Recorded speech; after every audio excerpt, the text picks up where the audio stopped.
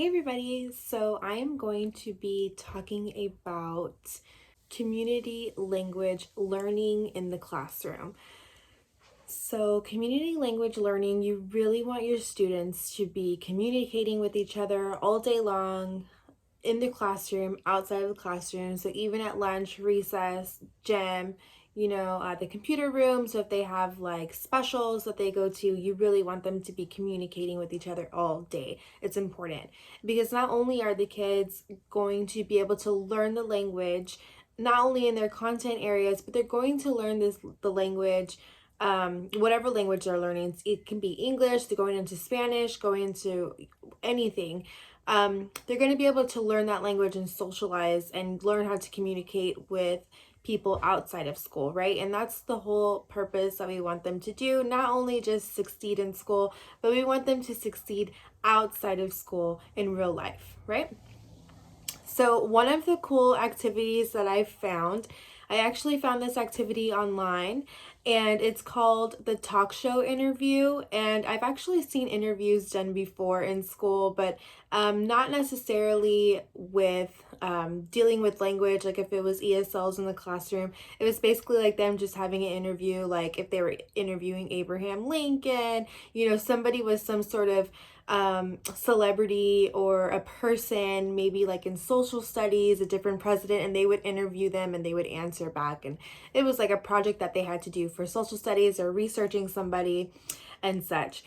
But in this one, so they're talk show host, and you have a celebrity and then you also have the host. So you want to break up your kids into pairs. Doesn't matter who they're with, that just make sure that one person's a host and one person's a celebrity.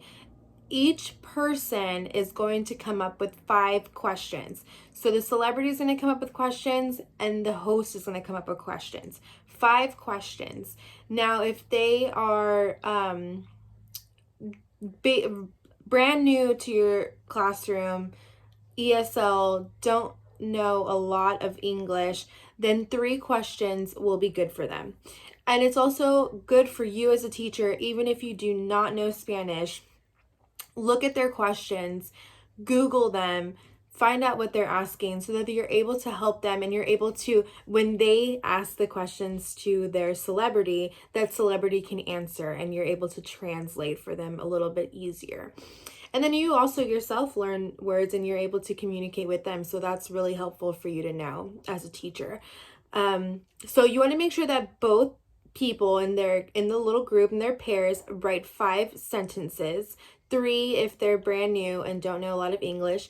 But you want them to both write the 5 sentences because one person's going to be presenting as the host one day, and then the next day you want to have them switch. So that host becomes a celebrity, and now that celebrity is the host. So they already have their 5 questions ready to go. Before you start the interview with the kids presenting to the classroom. So the classroom's the audience, right? Because when we watch a show, there's always an audience. So you have the class, the rest of the class, and yourself as the audience, and you are also helping maybe to translate if you need to. Let's see. So the first day, they're going to be writing their sentences. You want to make sure that you're going around and checking the sentences, making sure they are correct. If you need to get them translated, then you can translate them and you can ask them, is this correct? And kind of talk to them and communicate. And then because also you want your celebrity to be able to answer these questions. You don't want to just have them ask the questions and the celebrity doesn't know what's going on, right? They're like, what question is that? So you want your celebrity to know the questions too. So they're both going to switch off. They're going to look at their questions and they're going to be able to answer them.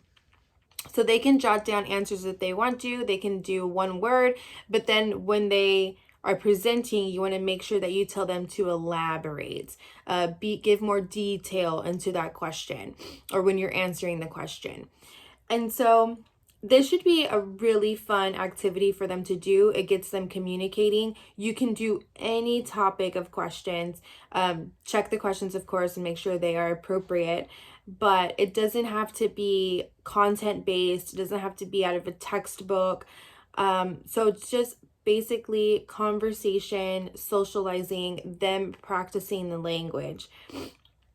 And then you can go from there. Now, if you do have to translate in the classroom, like I can give you a few examples, or just maybe one example here. So if a student was talking in Spanish and you needed to translate it to English, so if they said, ¿Cuáles son dos pasatiempos?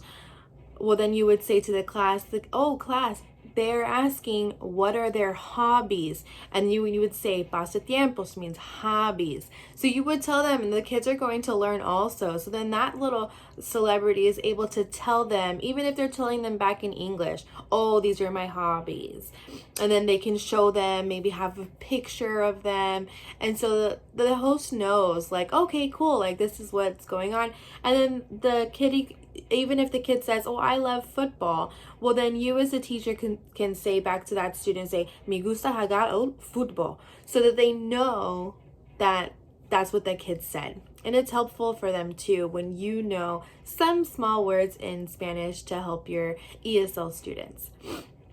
So basically, this is just a really fun activity for the kids to do. It gives them a break from content, and it gets them socializing. It gets them comfortable in the language, and it also gets them comfortable if they are new to the classroom, new to the US, new to the state. It helps them get to know the students also that are in the class and get to know you, and then that's how they're going to build their little community in the classroom as well. So doing this community language in the classroom is so important because it's how they're going to be able to socialize with each other and keep socializing.